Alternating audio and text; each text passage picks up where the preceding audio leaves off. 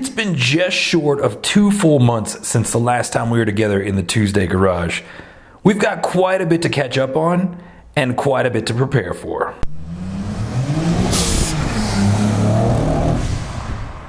Boys and girls, I am sorry about the long delay. There has been a lot going on, and man, my world has been in a constant spin cycle for quite some time now. I really want to get you caught up to where we're at right now and talk about the way ahead and the future of TueZday Garage. The last time I saw you guys, I talked about how I was about to go on spring break and I needed to take some time to get ready for that. I had a great time with my family. That was awesome. As soon as I got back from spring break, I got my car prepared for Low Class Militia's Spring Fest, and man, oh man, that was awesome. Originally, I bought a ticket to be parked outdoor because that is all they had available. I ended up going to some pop-up meet that actually happened kind of in my neighborhood, and the next day I got contacted by the organizer of the Spring Fest event. Maybe they were at that pop-up meet or somebody spread the word, but long story short, I was invited to go inside, and inside there were only 50 cars. There were just under, I think, 600 cars that entered into the Spring Fest. The turnout was awesome, a lot of cool reactions. People enjoyed the RBZ. I spent a lot of time kind of just off in the distance and not really being too close to the action. I met a lot of cool people. It turns out they underestimated the amount of entries they were going to have for Nissans and Infinitis in general. If you combine all the Nissans and Infinitis, I think there were somewhere in the neighborhood of 35 to 40 cars, but they only gave out one trophy, one first place trophy. There wasn't a second and third. And guys and gals, I'm here to tell you, the RBZ took first place, man. It took the gold, man. It took the gold of Springfest. The only Nissan that was given an award, and man, I'm super stoked, super jazzed. There were a lot of really nice cars, man. So honored that Low Class Militia recognized the RBZ and what it was as far as a build. Great reactions. Again, great time to meet a lot of you guys. Another thing that happened, right around the time we had our last TueZday Garage, I think the channel had somewhere about 980 subscribers. We are now at like 1,070 or something like that. I don't know, somewhere around there. Long story short, we've gained almost 100 subs in this last couple months. That put us over this 1,000 sub milestone. So you know how I like to give back to you guys. I do this for free. I don't monetize. It's just something I do for a hobby because I like to interact with you guys. I like to put out information. I like to educate. I just like to be part of a community. It doesn't stop me from wanting to give back. So this is a time for you to shout yourself out. All I need you to do is put a comment down below. Talk about what you're building, what you're working on, what you're driving, what your project is, and go ahead and shout out your social media links for everybody else in the comments to see. I'll visit you, they'll visit you. We'll let this go for 1 week, about, what is that, Tuesday the 23rd of April. That's when I'll go ahead and shut it down. I'll take all the comments, I'll tally them all together, I'll choose a winner at random, and one of you, I'm going to send you this Nissan Fairlady model. It's brand new, never opened. I'm also going to send you my old Hawaiian front license plate. So these two things I'm just going to draw from everybody who leaves a comment that talks about what they drive, what they're working on, and shouts themselves out on social media, because it's about community, man. It's not about me. It's about us, man. It's about us. Let's move on to the RBZ and talk about what I've done these last couple months on her. So the last time we were together in the TueZday Garage, we put in the new alternator. I talked about how I was having issues with power fluctuation when the fan came on. Even though I put in a new alternator, I was still kind of having those issues. I ran a new 2-gauge power wire straight from the alternator to the battery, still having those slight dips. I did a little bit more investigation and I found, here is my fan circuit, or just part of it that I've chopped out, but you could see here the relay was starting to melt. We were definitely pulling way too much current for this circuit, so I rebuilt the fan circuit. Is now 8-gauge wiring all throughout. Everything's been upgraded to 40 amps, a large 40 amp blade fuse, and a 40 amp relay, which is now here. It used to be the power came off the battery, went in the cabin, the relay was in there, then the power ran all the way to the fan. Now it's just straight from here straight to the fan with the relay posted right up here in the front. It's a weatherproof relay. I upgraded the wiring in the relay itself. Everything is 8-gauge. It is all good to go. And I'm still having these power dips, man.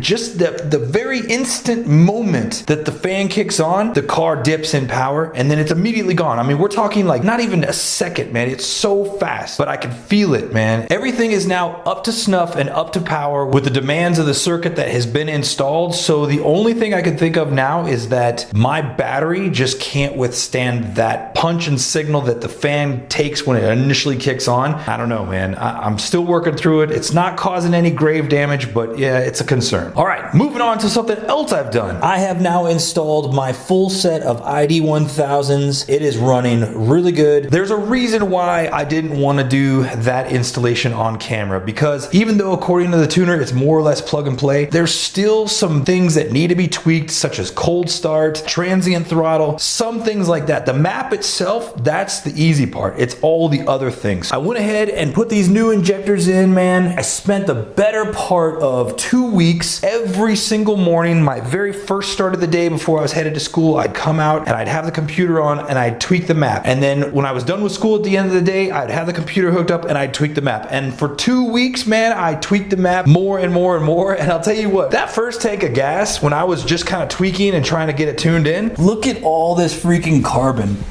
that my car has left on the ground, man.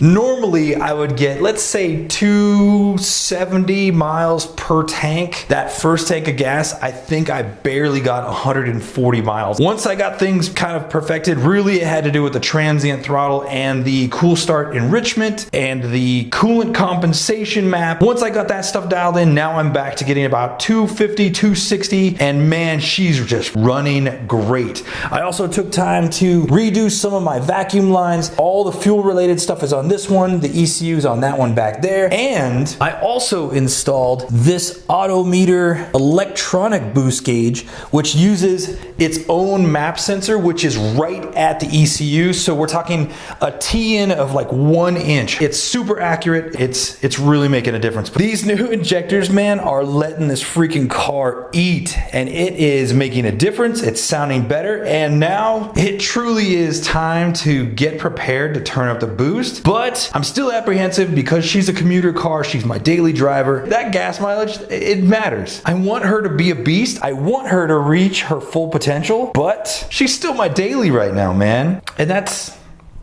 complicated. It's complicated. One other thing that I did just this morning that I think is pretty cool, I talked about this some time ago. Back in August, my dad sent me a bunch of cool lavalier mics. The intent was to wire up my car and be able to hear all the cool things that are going on when we're driving. Today, I wired up the very first lavalier mic, and it is sitting right here. The wiring is actually wired in here, ran into the same hole as the hood cable, under the fender, back out, goes into a grommet right there, out of the dash, running up the A-pillar right inside here. You could see it just kind of the wiring hanging out right here, which would then go into the GoPro, which will hang in the middle. I want to clean up that little end piece of wiring. I'll get to that eventually. I just didn't feel like pulling down the headliner this morning. I've already tested it. It sounds awesome, but I have not done functional driving tests. So I thought, you know what?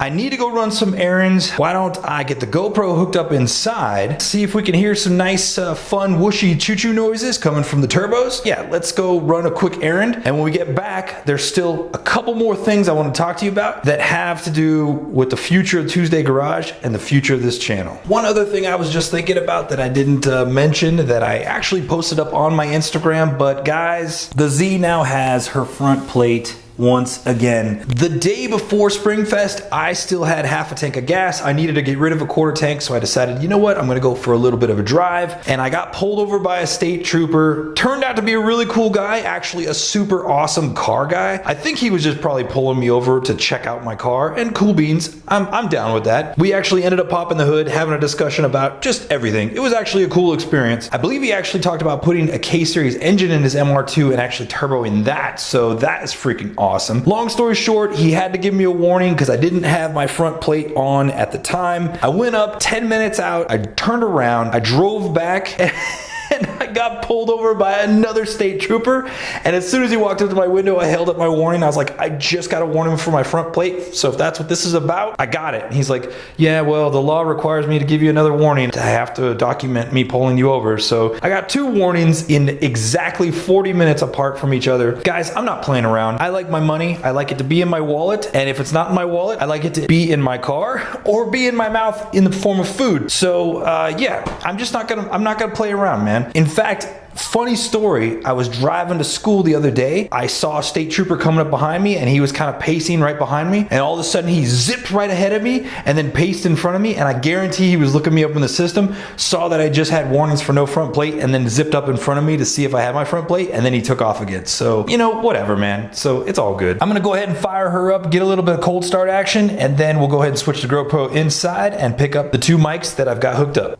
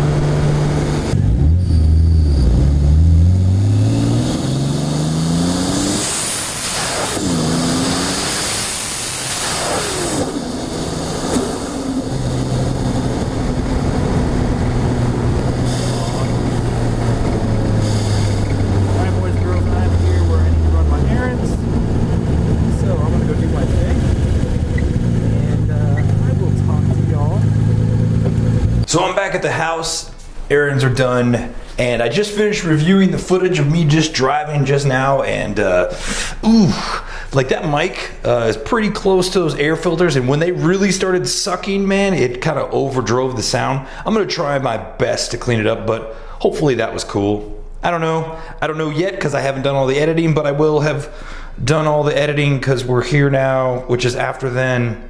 So yeah.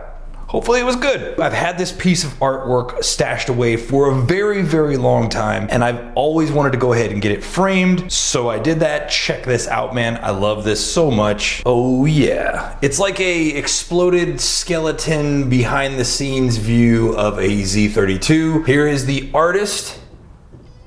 If you ever want to go ahead and look it up, I believe I bought this off of their website. You can also buy the ones that are actually signed by the artist. I used to have one that was signed and serial numbered, but I gave that to my good buddy Tom, so I bought another one. So yeah, now I have my own. Man, perfect addition to the garage. Oh yeah. Speaking of Tom, that's gonna bring us to our last couple subjects for today, boys and girls. And that's good news. There's good news. There's good news. There's good news.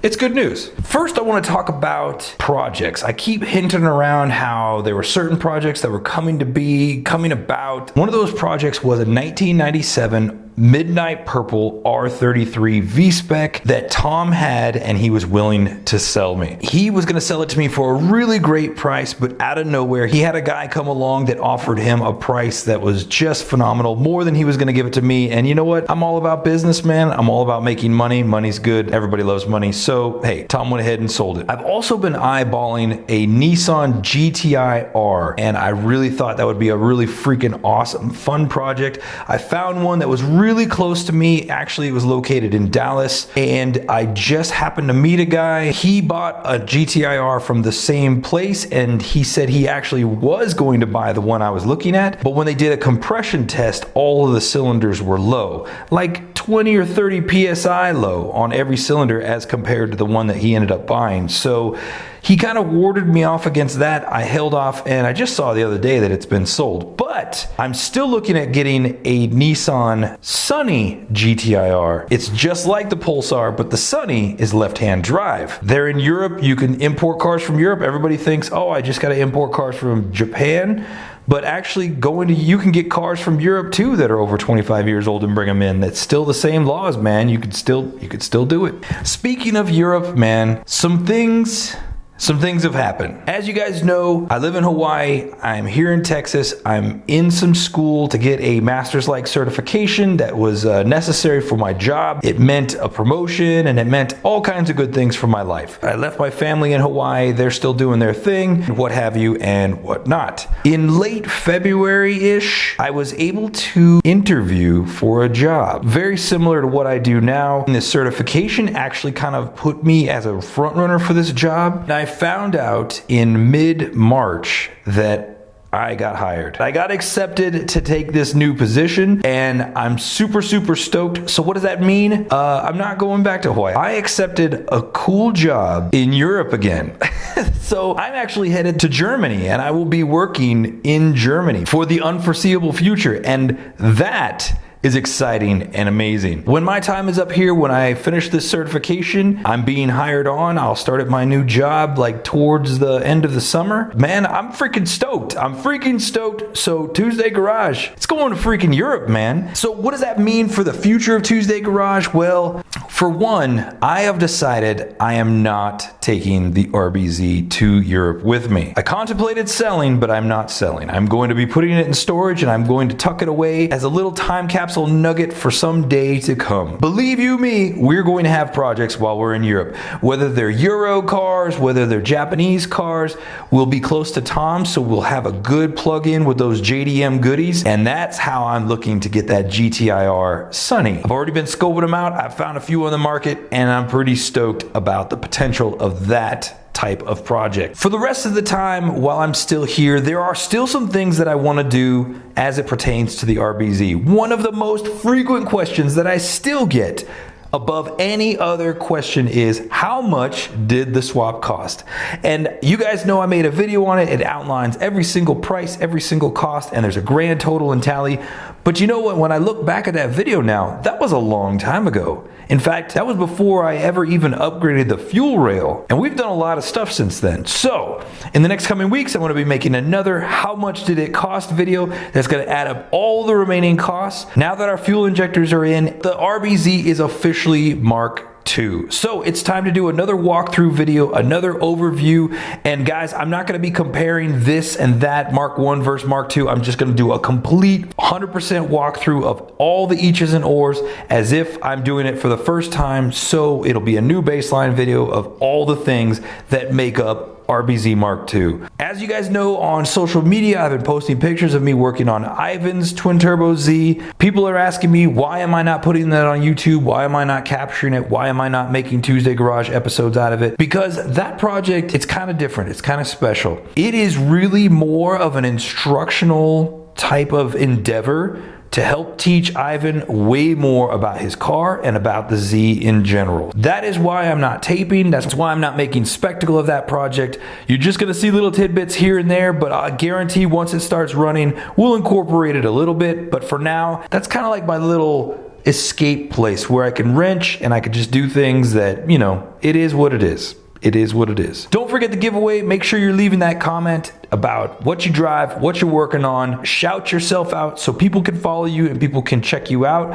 I want to keep this community growing. I want to keep this community awesome. And that's what it's all about, man. It's all about all of us. It's not about me. I'm not here trying to make anything out of this other than a good time. New projects, new places, new excitement, new platforms, man. TueZday Garage, it's going to be awesome, but guys, understand that I'm wrapping up into my last semester. I'm busy with schoolwork. I'm about to move. I got to get my family moved, and I got a son going into college.